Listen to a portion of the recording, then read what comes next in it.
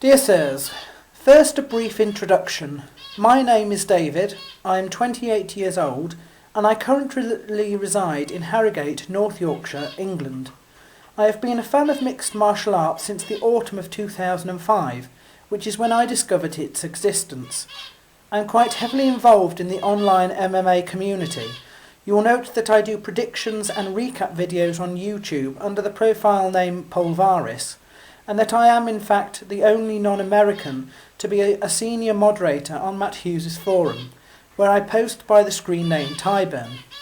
I have visited your promotions several times when they have been in this country, including UFC 70, UFC 85 and UFC 120 and the Fan Expo.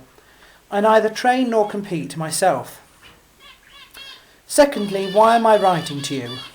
I could write to you about a myriad things, suggestions for improvements to your business, criticisms, etc., but that stuff is usually just one voice in a million, I expect, that appear in videos and forums the internet wide, so I shall spare you that.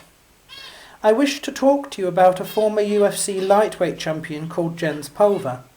I wish to ask you to consider, strongly, his addition to your Hall of Fame, and I wish to outline the arguments as to why you should, and perhaps point out a few things that you may not have considered concerning him. I shall break it down into three particular headings. The argument of validity. I note with interest the inclusion of Mask to a Hall of Fame full of fighters, when he was not a fighter himself. I would question whether the UFC would have bestowed this honour upon Mask were he still alive and retired an old man to die in his sleep. I suspect the reason he is included is because of his tragic death. A death surrounded by mystery when you consider, for right or wrong, you can't have a street race without both cars racing. Tragic, yes, but is that really the sort of behaviour that your company should be promoting? To reward a person who broke the law and who, had the situation been vice versa, which it easily could have been, would be someone your company would be naturally and rightfully distancing themselves from. The problem with using this argument is, of course, that there are many greats who deserve a place in the Hall of Fame more than Mask, and to just point out the inclusion of a guy not truly connected to the company would not just give rise to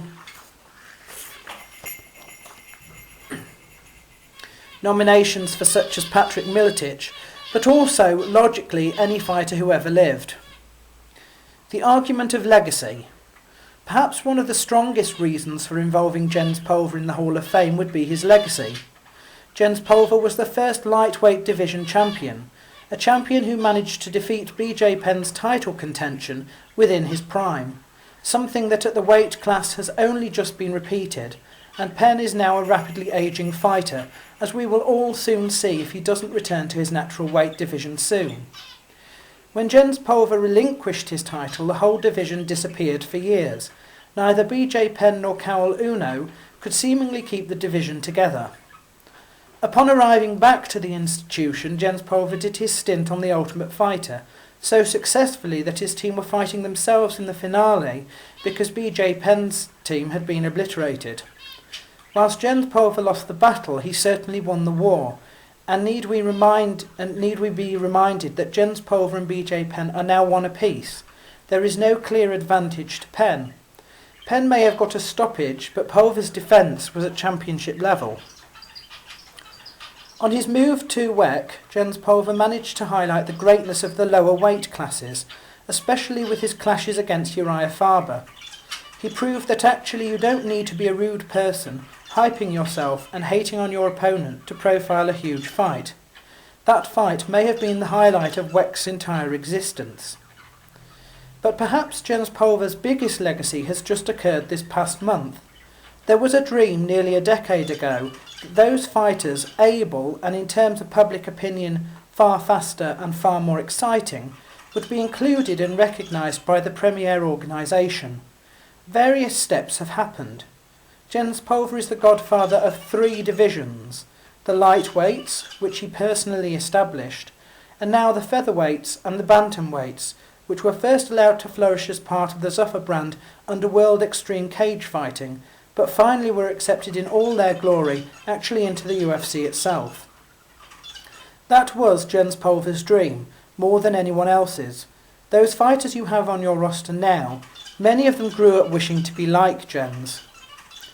This makes him important to the lives of 3/7 of your entire fighting roster at this time. That should count for something.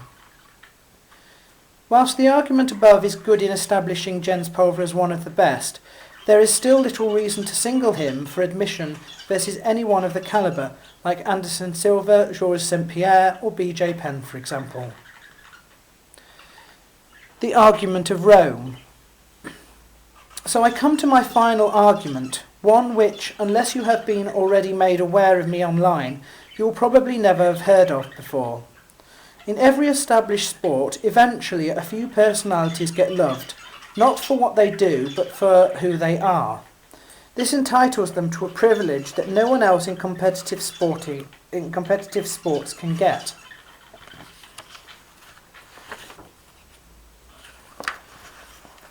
Get away with. You have only two people within your institution who have broken this level. The first is Randy Couture. He hasn't got a brilliant record, but because of his age, it doesn't matter however he does. He will always be loved.